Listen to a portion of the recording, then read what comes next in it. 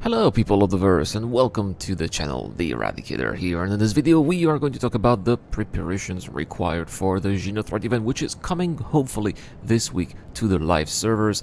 And so here we go, let's get started. Don't forget that this month I've got a giveaway. By the way, I'm giving away a Retaliator bomber with lifetime insurance. All you have to do is to subscribe to the channel and answer the question I will be asking later related to the giveaway. Also, if you are in my Discord, a supporter of the channel, Patreon or other means, you get also access to my Discord channel, and I'm giving away a Norwegian G12R over there. So good luck to everyone. Alright, so let's talk about the preparations here for the event, because one thing that I have noticed, especially in the PTU, is that you just can't randomly think, hey, there's the event here, Xenothreat event, I'm going to go there and help out or do my part. That's not going to be working so well for you. You are going to die very quickly. Maybe out of the many NPCs, powerful NPCs that are located at the event, or I noticed that there are a lot of players who will be hostile there as well. So I think that the first thing to do, if you are willing to get to the Xenothreat event, is to first head to Microtech to do a little bit of shopping. So at Microtech, you want to go to the common. Do not go to the promenade at the common, which is where you have the bar. Go to the other side where you have all the different shopping outlets. You want to go to Omega Pro. Omega Pro is the place if you want to upgrade your ship, and I heavily suggest that you upgrade your ship even if you only intend to hold the sensible cargo back to Jericho stations, because you will be attacked there. So it's best if you get a couple of things. You need to get a cooler. Why do you need a cooler? You're gonna need that afterburner a lot, especially if you're going to be attacked, right? You need to change directions because this place also has asteroids, right? So you can't necessarily go on a straight lane on the time. Sometimes you're gonna have to change your vector, and you want to do it as quickly as possible. You need to use the afterburner. You don't want your engines to overheat. You need those coolers as well.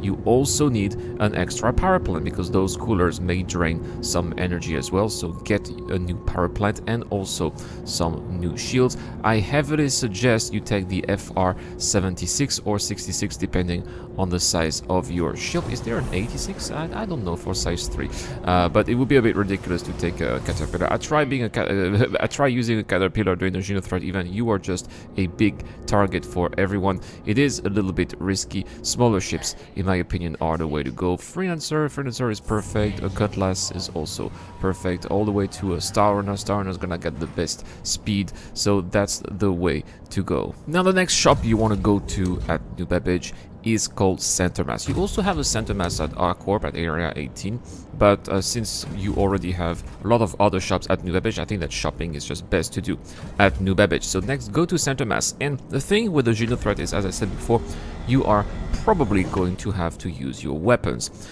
And so if you want to be buying weapons, Center Mass is the place to go. You can buy personal weapons there, FPS weapons, and especially if you are to do the hauling part, you are going to have to face some enemies on foot inside the wrecks.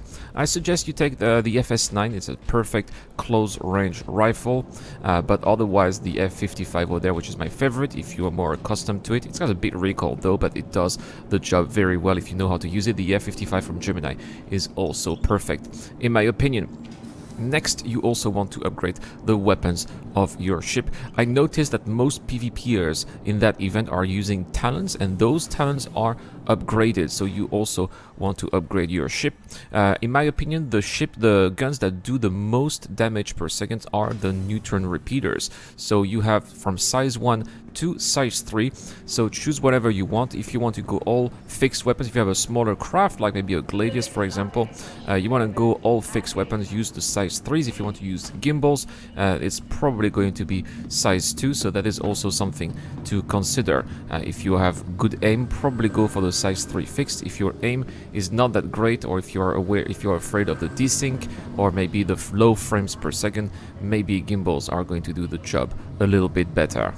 Now, finally, the last thing that you are going to need, in my opinion, even though that is optional, is a tractor beam. You need to have a multi-tool for that.